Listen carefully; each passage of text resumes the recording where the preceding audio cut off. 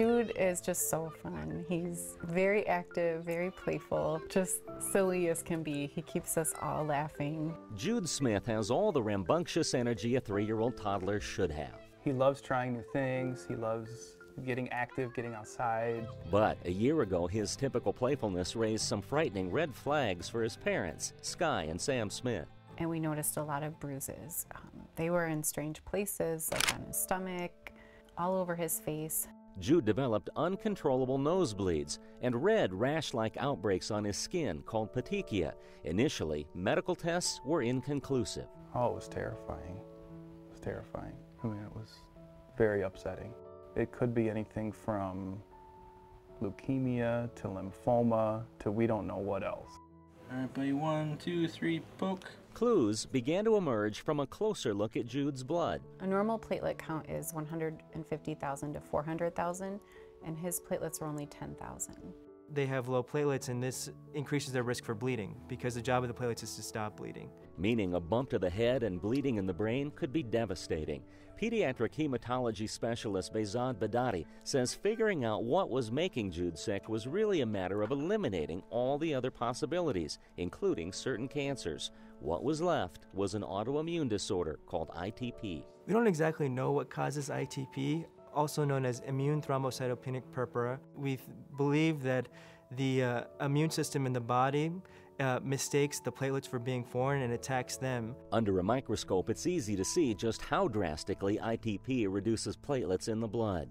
To try to reverse the damage, doctors gave Jude multiple rounds of intravenous immunoglobulins to suppress his overactive immune system.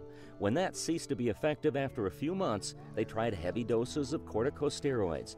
Then another immunotherapy drug made of antibodies, all proven treatments that work for the majority of patients. More than 80% of children diagnosed with ITP have the ITP actually resolves within a year, and the patient's platelets counts go back to normal.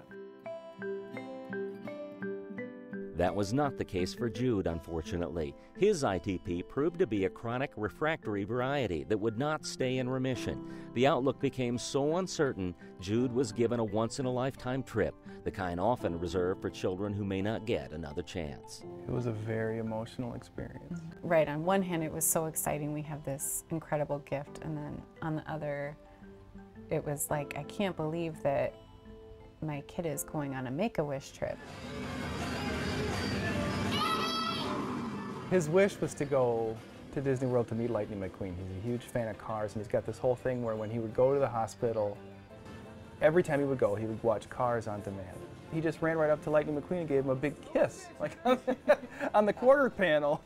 Meanwhile, Jude's team of providers was planning its next approach for managing his ITP. I feel like we joke that his doctor's staying up late researching things just for Jude. It's not just a destruction of the platelets by the immune system, but there also could be a problem with platelet production. So, once a week, Jude gets an injection of romiplostim, which basically stimulates the bone marrow to produce more platelets. It's been tried and tested in adults, but it's experimental and not FDA approved for children. Have a good week. See ya. Bye, Jude. Say bye. So far, it's working very well. Jude's platelet counts are nearly normal, so Sam and Sky can relax. Well, at least as much as any parents with a rambunctious toddler. Jude's resilience has really carried us all through this.